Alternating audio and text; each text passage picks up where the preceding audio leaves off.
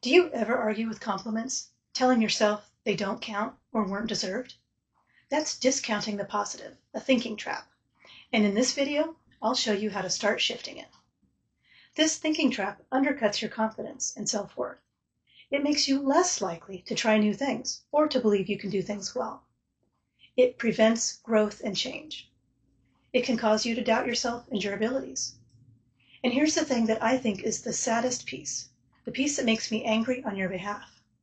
You are carrying on the harm that others did to you as a child.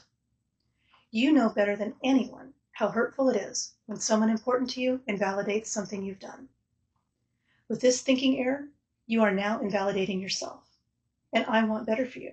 You deserve better. And yes, I realize you are likely arguing with that statement right now. That pushback makes sense because discounting the positive has been your brain's survival strategy for a long time. But just because it kept you safe then doesn't mean it has to hold you back now. So how can you start to change this way of thinking? I'm going to share several possible approaches. They all start small. Just try the one that resonates with you. My favorite approach is the last one, and I've made a free PDF for you to download. The link is in the pinned comment. The first way you can start to change the habit of discounting the positive is to take a moment to pause and consider the compliment before you reject it. Try saying to yourself, maybe that's true. I don't know yet. Or, I'd like to believe that someday.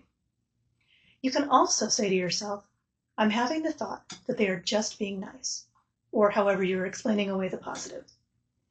If the discounting is coming from another part of your system, remind yourself that they are scared and discounting the positive is their attempt to keep you safe.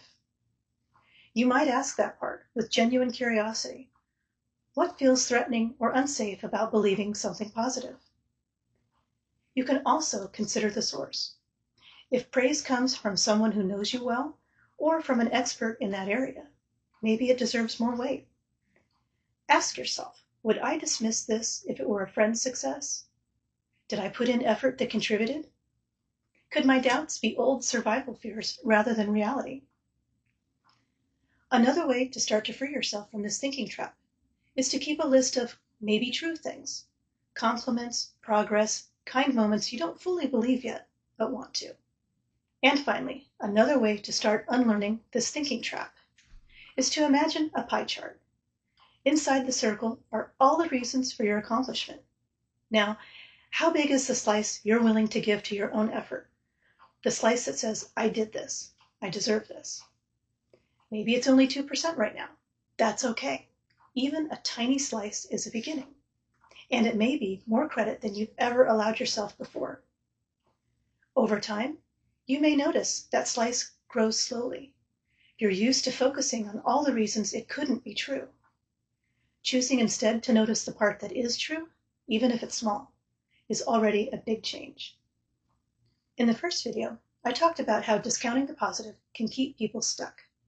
This pie chart exercise speaks directly to that. Even if you only give yourself a tiny slice of credit, you're interrupting the cycle that keeps you stuck. You're practicing noticing progress instead of erasing it, and that's how change begins. I've put together a simple one-page handout with 25 common examples of discounting the positive, along with gentle ways you can start to challenge them. You can download it free. The link's in the pinned comment.